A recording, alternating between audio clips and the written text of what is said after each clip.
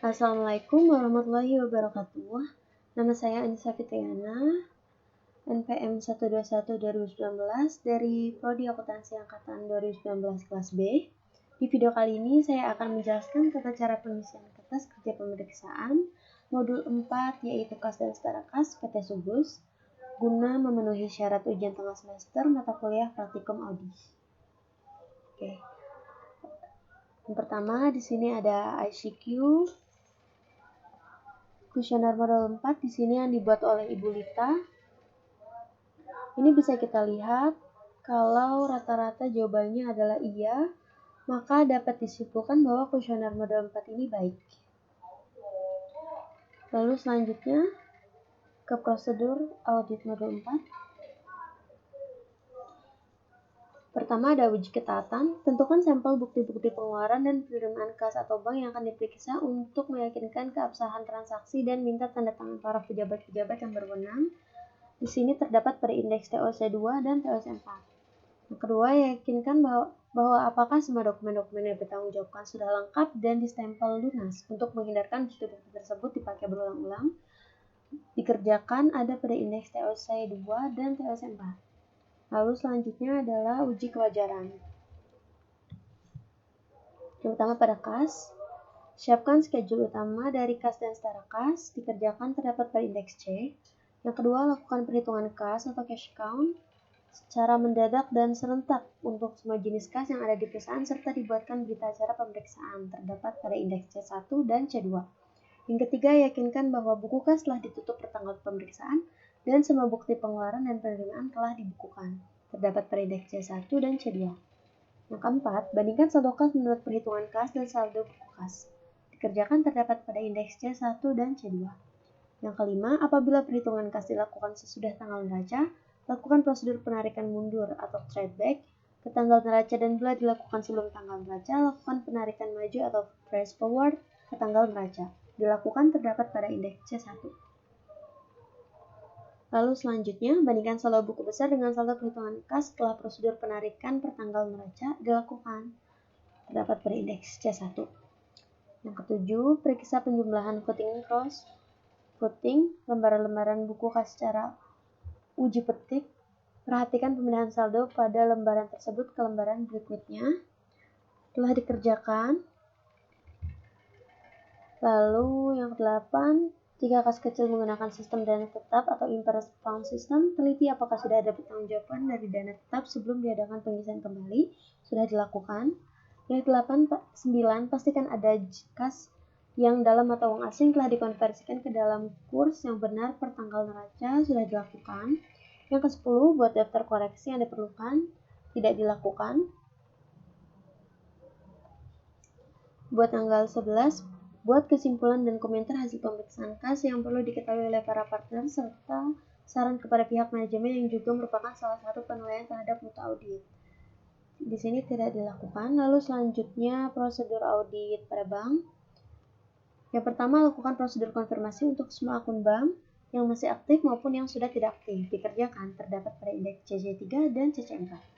Yang kedua, minta dari klien hasil rekonsiliasi bank dan periksa kebenaran rekonsiliasi tersebut meliputi pencocokan saldo RK dengan saldo buku besar bank, pemeriksaan cek atau giro yang masih beredar atau outstanding cek, dan setoran dalam perjalanan atau deposit in transit. Sudah dilakukan. Lalu yang ketiga,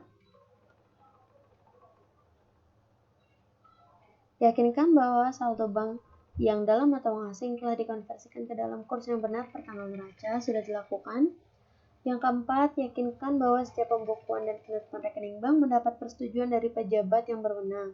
Mintalah informasi mengapa perlu dibuka rekening maupun alasan dari penutupan rekening. Tidak dilakukan. Lalu yang kelima, yakinkan bahwa tidak ada lapping atau window dressing dengan pemeriksa bukti-bukti penerimaan dan pengeluaran akhir tanggal neraca. Dilakukan. Untuk rekening yang sudah tidak aktif, mintalah penjelasan dari klien dan saran untuk ditutup saja. Di sini tidak dilakukan. Lalu yang ketujuh, yakinkan bahwa semua rekening di bank merupakan rekening atas nama perusahaan, bukan perorangan. Di sini dilakukan. ada di buku 1 halaman 129 di mana dijelaskan terdapat rekening koran Bank CAB kepada PT Sugus, dan di halaman 130 rekening koran Bank Pelopo terhadap PT Sugus. Lalu yang ke-8, perhatikan ada kelebihan saldo di bank yang tidak digunakan dalam waktu singkat dan sarankan sebaiknya didepositkan untuk mendapatkan tingkat bunga yang lebih tinggi. Di sini dilakukan dan bisa dilihat di buku 1 halaman 123 di ikhtisar buku besarnya. Lalu nomor 9, periksa pendebitan dan pengkreditan yang ada di jurnal dan dibuat ke buku besar. Pemeriksaan ini meliputi hal-hal sebagai berikut. Lakukan vouching bukti kas masuk atau kas voucher dan bukti kas keluar atau cash disbursement voucher untuk bulan Januari, Juli, dan Desember. Apakah penerimaan kas, cek, atau giro telah didukung kwitansi dan slip setoran bank untuk dikeringkan? Apakah setiap pengeluaran mendapat persetujuan dari pejabat yang berwenang dan didukung oleh dokumen yang diperlukan, misalnya permintaan pembelian atau purchase requisition, pesanan pembelian atau purchase order, laporan penerimaan barang atau receiving report, surat jalan atau delivery order dari pemasok, dan faktura template. Lalu lakukan uji penerimaan dalam buku atau cek giro dengan bukti kas masuk yang didukung slip setoran bank telah dijurnal dengan benar. Jumlah yang tercantum dalam bukti kas keluar didukung oleh dokumen pendukung lainnya telah dicocokkan dengan jumlah giro yang dibayarkan. Di sini dikerjakan terdapat pada indeks COC2 dan COC4. Apakah ada hal yang perlu diungkapkan dalam surat pernyataan klien atau client representation letter, dan catat hal-hal yang perlu diberikan dalam saran-saran perbaikan kepada pihak manajemen dalam surat manajemen letter dikerjakan terdapat pada indeks C. Lalu yang ke-11, buat kesimpulan dan komentar hasil pemeriksaan bank yang perlu diketahui oleh para partner dikerjakan terdapat pada indeks C. Di sini dibuat oleh Wijaya, diperiksa oleh Anissa Fitriana. Lalu selanjutnya prosedur audit untuk investasi jangka pendek. Yang pertama, siapkan schedule utama dari investasi jangka pendek. Di sini dikerjakan terdapat pada indeks D. Yang kedua, lakukan konfirmasi atas investasi yang dipegang oleh pihak lain apabila digunakan sebagai jaminan oleh pihak bank atau dikuasai oleh pihak broker pialang. Di sini tidak dikerjakan. Nomor 3, mintalah catatan kurs harga pasar pada tanggal neraca untuk saham yang dibandingkan dengan harga belinya. Di sini juga tidak dikerjakan. Yang keempat, periksa transaksi mutasi penambahan dan pengurangan dengan melihat bukti pembelian dan penjualan serta apakah telah mendapat persetujuan dari pejabat yang berwenang. Di sini dikerjakan. Di sini investasi jangka pendek nomor 3 bisa dilihat di halaman 125 buku 1 di mana disebutkan kurs harga pasar saat ini sebesar 15.000. Lalu yang keempat, periksa transaksi mutasi penambahan dan pengurangan dengan melihat bukti pembelian dan penjualan serta apakah telah mendapat persetujuan dari pejabat yang berwenang. Di sini bisa dilihat di buku 1 halaman 123. Tetapi di halaman tersebut tidak dijelaskan bukti-buktinya, hanya saja kata-kata bahwa bukti-bukti tersebut sudah dicek. Lalu yang kelima, lakukan verifikasi atas dividen tunai atau saham dan penerimaan bunga deposito. Di sini ada di buku 1 halaman 125 di mana disebutkan suku bunga depositonya itu 30% per tahun untuk rupiah dan 30% per tahun untuk dolar. Lalu nomor 6, lakukan pengecekan investasi apakah sudah sesuai dengan ketentuan standar akuntansi yang berlaku umum. Di sini sudah dilakukan dan sudah sesuai dengan standar akuntansi yang berlaku umum. Lalu yang ketujuh, perhatikan klasifikasi dan setara bahwa investasi tersebut segera akan jatuh tempo dalam 3 bulan atau kurang dari tanggal perolahannya, termasuk sebagai kelompok setara kas dan tidak dijadikan sebagai jaminan jika lebih dari 3 bulan termasuk investasi jangka panjang. Di sini dilakukan terdapat pada indeks C, di mana disebutkan bahwa bisa dilihat di halaman buku 1 halaman 125 di mana disebutkan bahwa berdasarkan penjelasan dari klien bahwa investasi pada saham hanya bersifat sementara, tidak dimaksudkan untuk mengendalikan perusahaan tersebut dan akan dijual kembali. Dibuat oleh Wijaya, diperiksa oleh Anissa Fitriana. Lalu di sini ada jurnal koreksi untuk PT Sugus periode 31 Desember 2018. Di sini jurnal koreksi ini adalah disusun atau diperlukan untuk memperbaiki kesalahan dalam pencatatan transaksi, misalkan terjadi pencatatan 2 kali atau double. Lalu selanjutnya kita ke indeks C. Nah, di sini berita acaranya adalah kas dan setara kas. Di sini ada kas besar, kas kecil, Bank CAB dan Bank Lopo. WP referensinya ada C1, C2, C3, dan C4. Di sini saldo per kliennya ini bisa kita lihat ada di buku 1 halaman 15. Dan untuk debitnya di sini bisa kita lihat di C1 19.900 ada di sini. Lalu untuk per auditnya ini dari jumlah per klien ditambah debit lalu dikurang yang kreditnya sama dengan 22.900. Lalu di sini untuk per kliennya kas kecil itu 2 juta. Debitnya tidak ada, kreditnya ini kita bisa lihat di C2.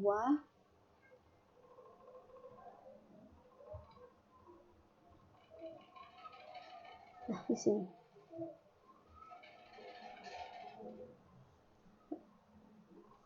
Lalu selanjutnya ada Bank CAB. Di sini 10 juta, debitnya sebesar 10.731.500. Dilihat di C3. Di sini kita jumlahkan yang di sebelah debit.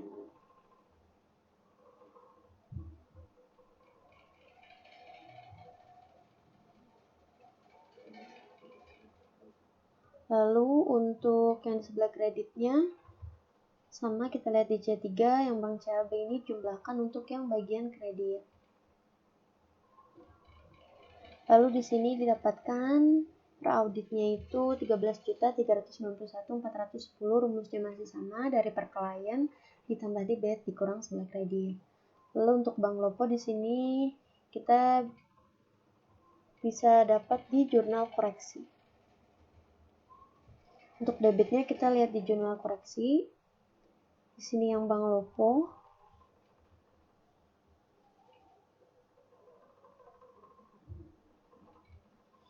Lalu yang sebelah kreditnya kita dapat di C4. Lalu di sini per auditnya sama rumusnya 3 dari per klien ditambah debit dikurang kredit.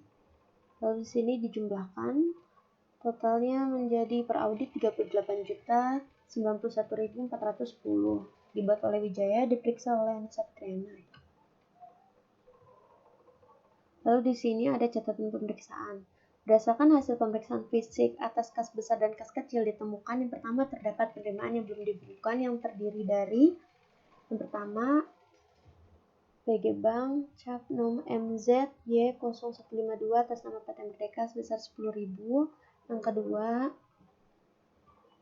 BG Bank NIB nomor NKL K126 atas nama PT Wahana sebesar 1.500.000. Yang ketiga BG Bank IIB nomor LOJH 1576 atas nama PT Zaira. Di sini parenya itu K sebelah debit sebesar 10 juta, piutang usaha PT Merdeka sebesar 10 juta sebelah kredit, lalu kas lagi di sebelah debit 1.500.000, lalu di kreditnya piutang usaha PT Wahana sebesar 1.500.000, lalu kasnya di sebelah debit 400.000, kreditnya piutang usaha PT Zaira sebesar 400.000.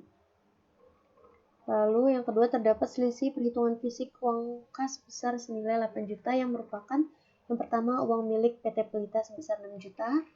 Lalu yang kedua penerimaan dari PT Delta tanggal 9 Januari 2019 belum dicatat oleh kasir sebesar 2 juta. Yang ketiga terdapat selisih perhitungan fisik uang kas kecil oleh pemegang kas kecil. Barangnya itu piutang lain-lain sebesar 200.000, lalu beban yang masih harus dibayar sebelah kredit sebesar 200.000. Lalu selanjutnya ada berita acara pemeriksaan uang kas. Nama perusahaan PT Sugus dilakukan pada tanggal 5 Januari 2019, pemegang kas saudari Sabrina. Nah, yang pertama di sini ada sisa uang kas menurut buku kas pada tanggal 31 Desember 2018. Sisa saldo menurutku kas itu ada di buku halaman 15 untuk akun kas besar. Nah, di sini mutasi pada tanggal 1 Januari 2019 sampai dengan 5 Januari yaitu jumlah debitnya sebesar 24 juta, jumlah dikredit sama 24 juta. Maka mutasinya adalah kosong atau 0. Lalu di sini sisa buku kas pada 5 Januari 2019 yaitu 3 juta. Masukan yang belum dibukukan kosong, pengeluaran yang belum dibukukan juga kosong, jadi jumlah sisa uang kasnya menurut buku sebesar 3 juta. Lalu selanjutnya ada uang di dalam kas. Nah, di sini yang pertama ada uang tunai, uang kertas, ada 0 lembar uang 100 ribuan, jumlah nominalnya jadi 0, 125 lembar uang 50 ribu menjadi 6.250.000, lalu 170 lembar uang 20 ribu menjadi 3.400.000, 101 lembar uang 10 ribu menjadi 1.010.000, 65 lembar uang 5 ribu menjadi 325.000, dan 0 lembar uang 22 ribu jadi kosong. Jadi di sini total dari uang kertasnya adalah 10.985.000. Lalu uang logam ada 14 keping uang 1.000 menjadi 14.000, dan 2 keping uang 500 perak menjadi 1.000. Di sini total uang logamnya terdapat 15.000, jadi uang tunainya sebesar 11 juta. Dan ini juga sudah diketahui ya di buku 1 halaman 123, jika jumlah uang tunainya itu sebesar 11 juta. Lalu di sini surat-surat berharga sebesar 11.900.000, lalu lain-lain atau bon-bon yang belum diperhitungkan kosong. Jadi di sini jumlah uang dalam kas sebesar 22.900.000. Lalu selisih uang kas atau kelebihan kekurangannya itu sebesar 19.900.000. Nah, di sini kita bisa konfirmasi ya ke saudara Sabrina. Lalu selanjutnya kita ke indeks C2.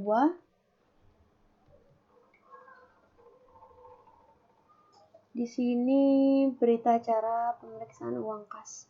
Lalu pada nama perusahaan PT Sugus dilakukan pada tanggal 5 Januari 2019, pemegang kas Saudari Sabrina.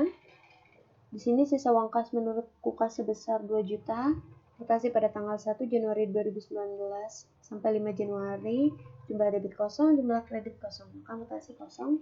Lalu 3 sisa buku kas pada tanggal 5 Januari 2019 sebesar 2 juta. Pemasukan yang belum dibukukan tidak ada.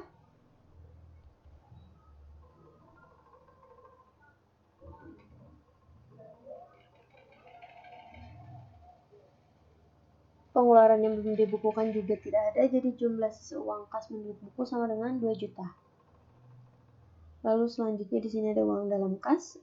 Uang kertasnya terdapat 12 lembar uang 50.000 sebesar 600.000, 18 lembar uang 20.000 menjadi 360.000, 23 lembar uang 10.000 menjadi 230.000, 65 lembar uang 5.000 menjadi 325.000, totalnya menjadi 1.515.000. Lalu uang logam terdapat 13 keping uang 1.000 menjadi 13.000, dan 14 keping uang 500 rupiah menjadi 2.000. Lalu di sini total uang logamnya sebesar 15.000.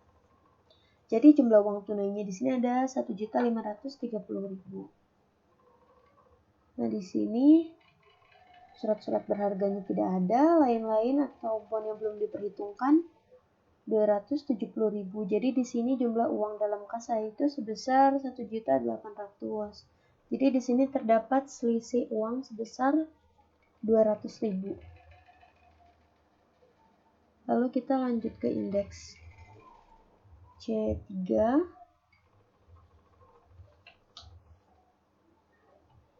Di sini terdapat jurnal koreksi yang diperlukan. Ini seperti schedule untuk Bank Cabai. Yang pertama, terdapat kurangan catat atas pembayaran utang kepada PT Berkat pada tanggal 3 Desember 2018 harusnya 101.100.000 dicatat sebesar 100.110.000. Jurnalnya itu utang usaha di sebelah debit sebesar 990, kreditnya Bank CAB di sebelah kredit sebesar sama 990. Lalu yang kedua, perusahaan belum mencatat atas penerimaan dari PT Lestari. Debitnya Bank CAB sebesar 10.600.000. Di sebelah kredit piutang usaha sebesar 10.600.000. Lalu salah satu transaksi yang diterima dari pelanggan ternyata masih kosong, piutang usaha di sebelah debit 2.200.000, lalu kreditnya Bank CAB sebelah kredit sebesar 2.200.000. Lalu yang keempat, perusahaan belum mencatat biaya administrasi dan jasa giro. Biaya administrasi bank sebesar 25.000 sebelah debit, Bank CAB sebelah debit 131.500, lalu kreditnya pendapatan lain-lain sebesar 156.500. Dibuat oleh Wijaya, diperiksa oleh Anissa Ketuena, tanggal 13 Desember 2018 sampai tanggal 12 Maret 2019, periode 31 Desember 2018.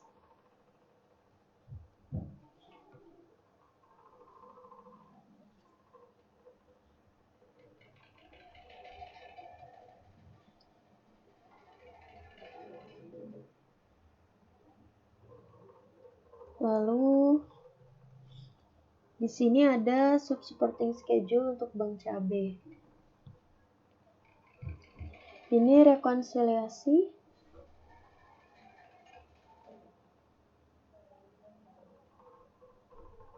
Bank CAB di sini saldo rekening koran menurut pembukuan yaitu sebesar 4.391.410. Bisa dilihat pada buku 1 halaman 130. Nah, yang di sini ditambah tanggal 28 Desember setoran dalam perjalanan sebesar 20 juta. Nah, di sini ada di buku 1 halaman 126, dan bukti setoran di buku 1 halaman 130 yaitu di rekening korannya. Di sini kenapa salah catat? Karena sudah dicatat oleh perusahaan tetapi belum dicatat bank sehingga menambah saldo rekening.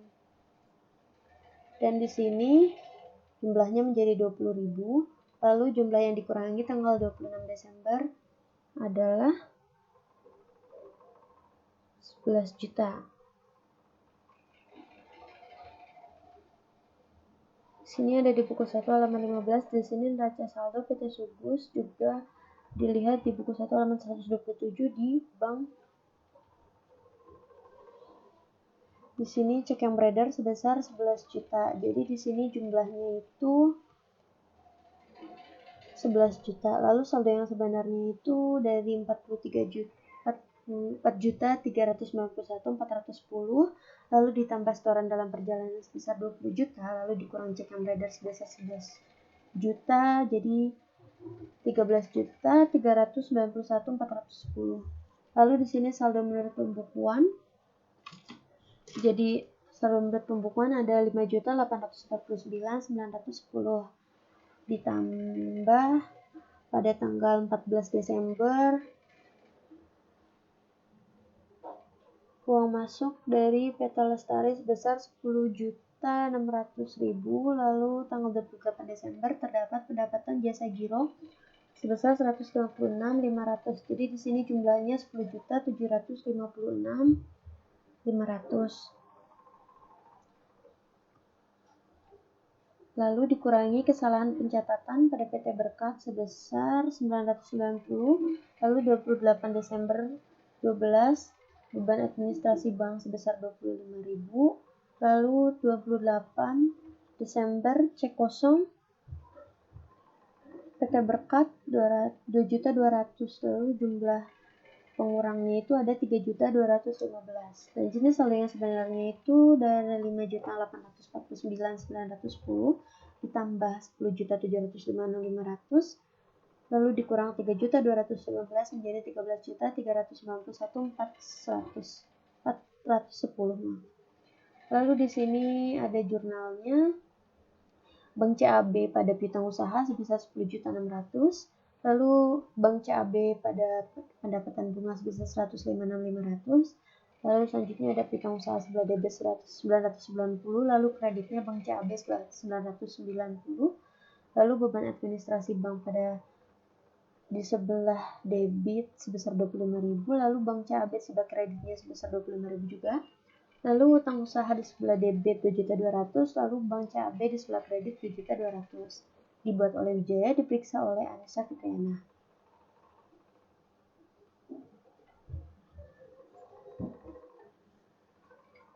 Lalu di sini ada supporting schedule Bank Lopo. Yang pertama, perusahaan belum mencatat penerimaan piutang. Di sini jurnalnya piutang usaha PT Nuansa sebelah debit sebesar 33.750.000 sebelah debit, lalu kreditnya Bank Lopo 33.750.000. Lalu yang B, perusahaan belum melakukan pencatatan biaya atau cek atau giro, biaya admin dan jasa giro. Jurnalnya beban administrasi bank sebelah debit sebesar 23 juta, Bank Lopo di sebelah debit sebesar 52.226, lalu di kreditnya pendapatan lain-lainnya di sebelah kredit sebesar 75.226. Lalu di sini C, perusahaan yang belum mencatat cek yang ditolak. Jurnalnya piutang usaha PT Lestari 3.350.000, 3.350.000 di sebelah debit, lalu kreditnya Bank Lopo sebesar 3.350.000. Lalu yang D ada penarikan atau overdraft. Debitnya itu Bank Lopo sebesar 407.360, lalu kreditnya penarikan overdraft sebesar 407.360.000. Lalu kita lanjut ke indeks 4 C4.1. Di sini ada rekonsiliasi Bank Lopo. Nah, di sini saldo menurut rekening korannya itu 5.092.640. Nah, di sini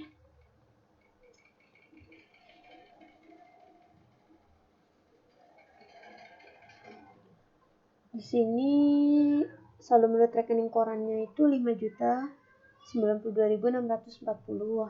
Penambahnya itu ada setoran dalam perjalanan, deposit in transit sebesar 37.500.000, lalu setoran dalam proses 2 juta, lalu jumlah penambahan jadi 39.500.000 dari 37.500 ditambah 2 juta. Lalu di pengurangnya di sini ada cek yang beredar sebesar 2 juta milik PT Elang, lalu cek yang beredar milik PT Cakra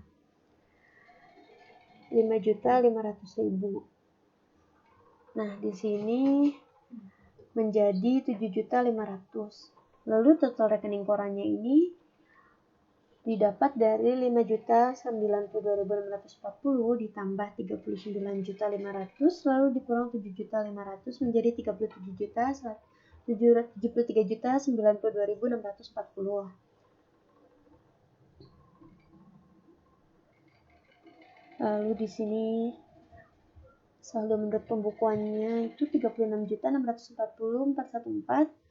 Penambahnya itu ada penerimaan piutang 3.750.000, lalu ada jasa giro 75.226, lalu jumlah penambahnya menjadi 3.825.226. Lalu dikurangi biaya cek sebesar 18.000, biaya administrasi 5.000, lalu cek kosong 3.350.000. Lalu jumlah pengurangannya menjadi 3.373.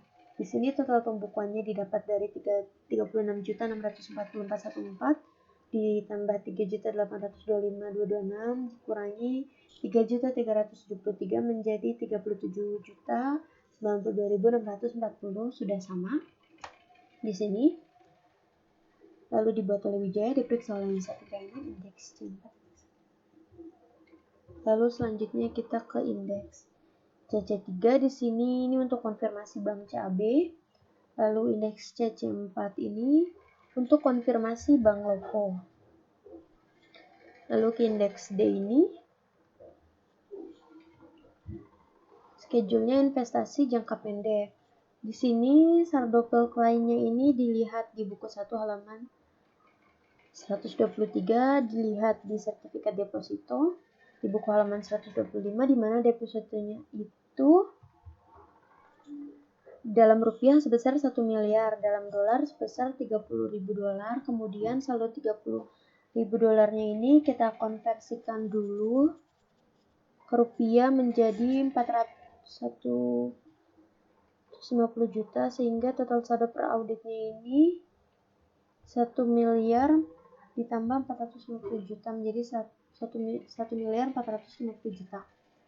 Lalu investasi pada saham ini di debit, parenya ini 4.500.000, didapat dari 269.500 dikurang 265 menjadi 450. Di sini di total. Jadi di sini saldo per audit investasi jangka pendeknya menjadi 1.719.500. Dibuat oleh Wijaya, diperiksa oleh Anissa Fitriana tanggal 13 Desember 2018 sampai tanggal 12 Maret 2019, periode 31 Desember 2018. Lalu selanjutnya TOC2. Di sini dalam mengisi indeks TOC2 ini mengacu pada buku 1 halaman 68 sampai 76, di mana terdapat dokumen pendukung yang lengkap, perhitungan yang sistematis, kemudian otorisasinya juga sudah ada serta sudah diposting di buku besar dengan benar. Di sini kelengkapan dokumen pendukung ini sudah lengkap, ada di buku 1 halaman 68 sampai 76. Maka di sini kita beri tanda checklist semua. Lalu kebenaran perhitungan matematisnya ini karena tidak ada di buku, ini kita menjumlahkan sendiri maka sudah benar. Jadi juga di checklist semua. Lalu otorisasi sudah dibuktikan dibuat oleh Sabrina dan disetujui oleh Patricia, maka diberi checklist semua otorisasinya. Lalu di sini kebenaran nomor akun, patokannya di daftar akun di buku 1 halaman 15, di sana ada nomor akun yang tidak sesuai. Contohnya seperti utang usaha seharusnya 202 tetapi salah tulis, jadi tidak sesuai, maka diberi tanda silang. Lalu di sini kebenaran posting ada di buku 1 halaman 92 sampai 93 dan di buku 1 halaman 52 sampai 56. Di postingnya sudah dilakukan dengan benar, jadi diberi tanda checklist. Di sini dibuat oleh Wijaya, diperiksa oleh Anissa Fitriana. Nah, lalu selanjutnya ini ada TOC 4. Sama seperti TOC 2, di sini kelengkapan dokumen itu sudah lengkap, ada di buku 1 halaman 68 sampai 76. Perhitungannya juga sudah sistematis, otorisasinya juga sudah jelas dan kebenarannya. Lalu nomor akun yang ada di situ juga keliru atau salah tulis, jadi sama-sama di checklist, di silang maksudnya, maaf. Lalu di sini kebenaran postingnya juga sudah sesuai, dibuat oleh Wijaya, diperiksa oleh Anissa Fitriana. Lalu selanjutnya di sini A2.1. Di sini saya akan membahas kas dan setara kas dan investasi jangka pendeknya saja. Di sini saldo per auditnya dapat dilihat di buku 1 halaman 13 untuk tahun 2017. Untuk per klien di buku 1 halaman 13. Di sini kas dan setara kas. Di sini saldonya 47.490.324. Di sini di debit terdapat 31.091.086. Ini bisa kita lihat di indeks C ya. Lalu di kreditnya ini sama, bisa kita lihat di indeks C sebesar 40.490.000. Di sini per auditnya kita dapatkan dari per klien ditambah debit dikurang kredit menjadi sebesar 38.091.410. Lalu di sini investasi jangka pendeknya sebesar 1.715.000.000. Di sini terdapat pada sebelah debit, bisa kita lihat di indeks D yaitu 4.500.000. Per auditnya menjadi rumusnya masih sama, dari per klien tambah debit kurang kredit menjadi 1.709.500.000 rupiah. Lalu di sini ada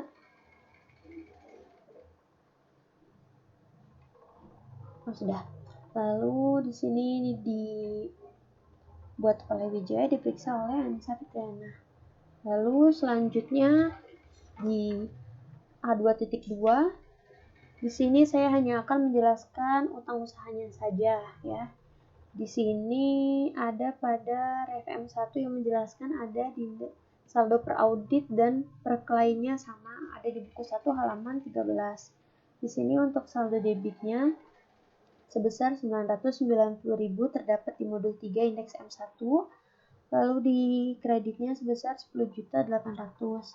Dan untuk per auditnya dia dapatkan dari 1.229.116.100 ditambah debit sebesar 990 dikurang kredit sebesar 10.800.000, totalnya menjadi 1.278.926.100.